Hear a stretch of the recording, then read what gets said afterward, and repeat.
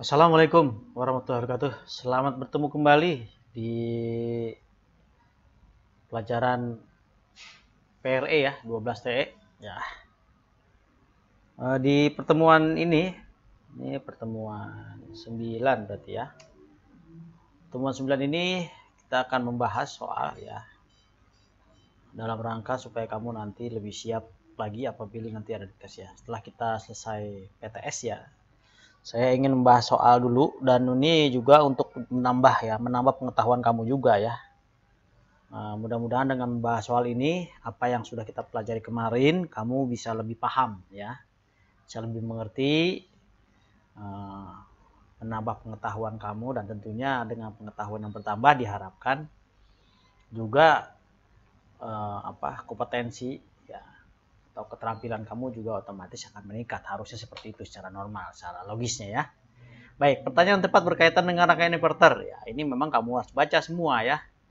Karena mungkin kelihatannya semuanya tepat. Ya, inverter ya, inverter. Pertama rangkaian berfungsi, posisi berfungsi di sini. Jadi kamu kalau di sininya bukan tentang fungsi ya berarti salah ya.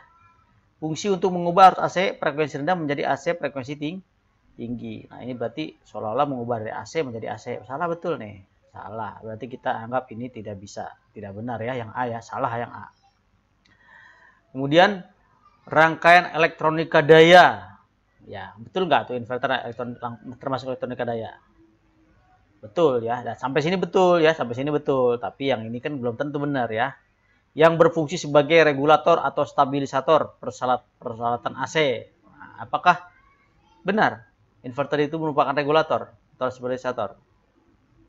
Benar juga sebetulnya, tapi dia bukan itu. Ya, ada lagi sebetulnya memang dia otomatis bisa menjadi stabilisator ya, tapi bukan itu. Ya.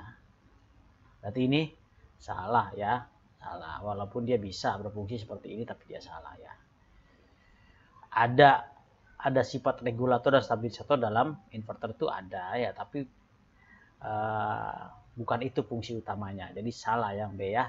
Rangkaian elektronika daya yang berfungsi mengubah arus AC menjadi arus DC. Nah ini gimana? Betul nggak nih? Salah ya. C salah. D. Rangkaian elektronika daya yang berfungsi mengubah arus DC menjadi arus AC. Nah ini benar yang D. Jadi jawabannya yang D ya. Apalagi yang E ini salah ini ya. Salah. Ya. Jawaban yang D kalau Bapak lihat di sini soal nomor 4 ini ya. Di sini ya soal nomor 4 yang ini ya. Ini ya memang kuncinya D tapi jawabannya banyak yang menjawab benar banyak ya. Nah, ini banyak yang menjawab ini yang benar kan D ya, betul ya D. Tapi ada yang menjawab hampir berapa 14% jawab A ini ya. Ini salah ya. Nah, jadi kalau kamu betul-betul memahami tentang inverter ya harusnya bisa menjawab soal ini. Baik, kita lanjutkan. Ini UPS ya. UPS itu singkatan dari apa? Siapa yang tahu nih nanti ya. Uninterrupted power supply ya. Baik. Gambar tersebut menggambarkan kondisi saat apa? Pengisian. Kalau pengisian justru dari sini masuk ke baterai ya. Jadi dari sini listriknya masuk ke baterai.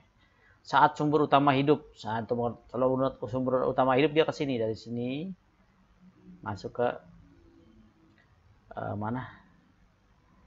Masuk ke output ya. Berarti bukan.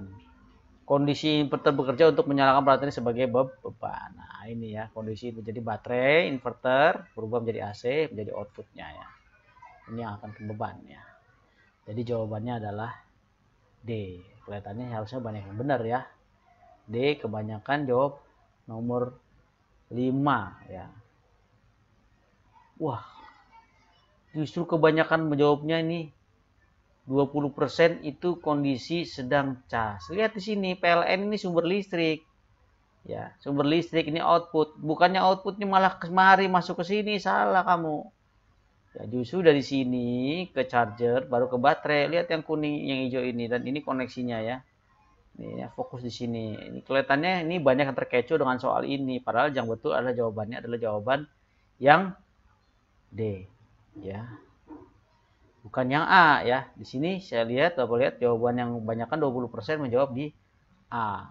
Nah, ini kan jangan sampai kamu salah membaca gambar. Orang teknik harus mampu membaca gambar ya. Kira-kira seperti itu ya. Kita lanjutkan ya ke soal selanjutnya. Ya, baik. Ini adalah apa ini? Gambar apa ini? Rangkaian apa? Ini rangkaian inverter ya. Oke. Fungsi bagian yang diarsir yang ini ya. Nah, apa ini fungsinya? Mengatur besarnya tegangan keluar. Mengatur sensitivitas pengaman over. Mengatur frekuensi keluaran AC, menguatkan arus keluar. Jadi kalau inverter ini yang sekarang kamu lihat ini, inverter ini ya. Kuat tegangan yang keluar itu ya. Itu sudah tergantung daripada jumlah lilitan ini ya, lilitan dari transformator ini, trafo step up ini ya. Gitu. Jadi bukan bergantung dari rangkaian lagi ya. Gitu ya, karena ini kan nanti tegangan ini akan dibolak-balikan kemarin di sini ya. Jadi listrik ini kan sumber listrik, ini aki ini ya. Ini aki ya. Sumber aki ini plusnya ya, plusnya masuk ke sini. Saya perbesar ya. Saya perbesar biar kamu lebih paham gambarnya. Nah, sumber listrik ini masuk ke tengah-tengah dari transformator ini. Nah, negatifnya itu masuk ke rangkaian MOSFET. Di mana rangkaian MOSFET ini fungsinya seperti saklar ya. Nanti kadang-kadang ini nempel ke sini, kadang-kadang ini nempelnya ke sini. Jadi groundnya atau negatifnya ini akan kemari atau ke sini, dia bolak-balik ke sini, ke sini, ke sini, ke sini, ke sini. Ya, bolak-balik dengan cepat ya, dengan cepat. Nah, yang ini kan switch seperti switch ya, seperti switch elektronik ya, yang menggunakan ini IRF ya. IRF ini berarti restore ya. Nah, ini dikendalikan oleh CD4047 ini sebagai osilator. Nah, jadi yang ini gunanya untuk apa? Ini gunanya adalah untuk kecepatan bolak-balik ini, kecepatan dari switch ini nyentuh ke sini atau nyentuh ke sini, sehingga terjadi perubahan gaya elektromagnetik di sini, gaya magnetik ya. Nah, di sini sehingga terjadilah listrik keluar sini. Gitu. Jadi pertama yang A ini sudah jelas salah ya. A mengatur besar tegangan salah. Mengatur sensitivitas pengaman over tegangan over voltage salah juga. Ya, kalau mau ngatur tegangan dia harus ada di sini ya. Ada acuannya di sini yang nanti akan ada dari sini diambil dan mengacu ke sini ya. Salah. Mengatur frekuensi keluaran AC. Nah, kalau ini benar. Jadi dia adalah mengatur gelombang frekuensi yang keluar di sini ya. Karena di sini kan nanti dia akan bolak-baliknya. Kecepatan bolak-balik itu akan mengatur kecepatan frekuensi di sini. Jadi jawaban yang benar adalah C ya. C. Kita coba lihat ya. Nomor 6 ya. Jawabannya C. Yang menjawab A ada 20% nih, pada salah nih. Bukan mengatur besar tegangan keluaran ini ya. Juga sama ini apa terkecoh nih ya. Yang menjawab B ada 56%, mengatur sensi tekanan. Aduh, ngaco ini, berarti nggak ngerti rangkaian ya. Yang menjawab C hanya 12%. Aduh ya. Berarti jangan terkecoh ya. Kamu emang harus betul-betul memahami rangkaian ini ya. Kalau nggak memahami nggak bisa jawab ya. Jadi kalau tebak-tebakan salah. Itulah perlunya belajar dan betul-betul sering dibaca, diringkas. Bapak sering buat video tutorial ya, videonya diperhatikan, jangan apa istilahnya, jangan diabaikan ya.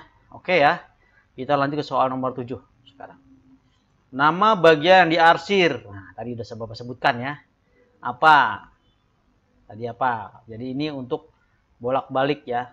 Bolak-balik berarti ada getaran ya. Getaran namanya disebut dengan osilasi atau switch bolak-balik atau ketukan atau clock ya. Jadi dia masuknya ke osilator. Kalau Kalau controller ya memang semua di sini adalah controller semua, tapi controller itu artinya terlalu luas ya.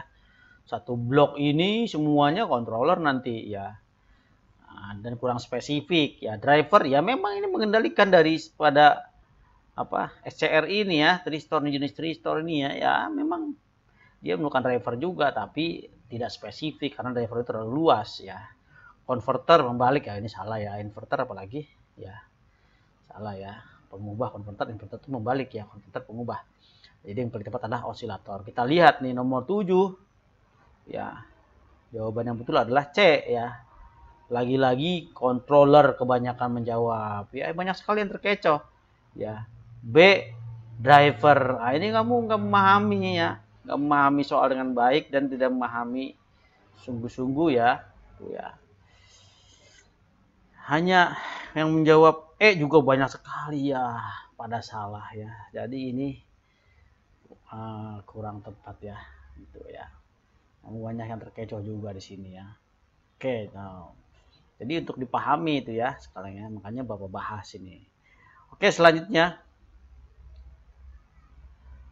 nomor 8 ini ya. Perbedaan SCS dengan SCR ya. Nah, kalau ini hafalan ya. Hafalan bukan pemahaman ya. Kuncinya adalah jawabannya adalah ya, jadi hanya menyulut SCR. Jadi SCR ya, kita satu saja yang perlu kamu ingat ya, ini kan sama jenisnya ya, sama-sama Tristor, tapi SCR ini hanya menyulut, setelah itu dia tidak bisa mengoff-kan. Off-nya adalah dengan menghentikan ya, hentikan. Jadi kalau SCR tidak ada penyulutnya, hanya menyulut tapi tidak ada peron aktifnya, berarti yang A salah ini. Kita lihat yang SCR aja. Kalau SCS itu ada penonaktifan, ada penyulutnya ya. Yang ini tidak ada penyulutnya, ada penyulutnya tapi tidak ada penonaktifannya. Jadi menghentikan sulutan dia nggak ada kalau SCR ya. Menghentikan penyulutannya hanya dengan menghentikan arus yang masuk dalam SCR ya. Gitu ya. Kamu asal satu ini aja kamu ingat, otomatis SCS ini kamu yang akan ingat ya. Kalau kamu udah betul memahami dan mengerti ya pelajaran sebelumnya ya. Jadi ECR hanya ada penyulut dan SCS ada penyulut, ada pengontrol. Jadi jawaban yang benar adalah nomor E ya. Lihat nomor 8. Ini E ya. Lagi-lagi sama ya. Banyakan menjawab nomor yang A ya. 12 yang betul menjawab oh ternyata banyak juga ya, 46% ya. 50% bisa menjawab. Tapi di sini kalau Bapak lihat di sini ya, daya bedanya ini min. Jadi kalau ngelihat daya bedanya itu min 0,03. Ini artinya apa nih? Artinya ini ada ketidakkonsistenan, artinya. Jadi ini dari angka ini ya, Bapak bisa memprediksi secara matematika ya, prediksi secara matematika itu berarti secara ilmiah, ketepatannya tinggi ya, kemungkinan prediksi itu benar gitu ya. Jadi ini yang menjawab 46 ini cuma keparengan lah kalau bahasa gampangnya. Jadi dia betul tidak memahami banget ini ya, sebenarnya tidak memahami benar, cuman ya kayaknya ini dah gitu ya. Nah, kira-kira seperti itu. Kenapa? Karena di sini minus ya, artinya ini hasil tebakan ini ya. Tapi udah bagus lah, lumayan lah ya. Ada banyak yang dapat poin di sini ya, di soal nomor 8 ya. Nah, kira-kira begitu ya. Oke, sekarang kita masuk ke soal nomor 9 ya. Nah, ini soal-soal yang seperti ini harus kamu perlu waktu yang cukup panjang memahaminya. Kamu harus membaca ini ya dengan baik ya.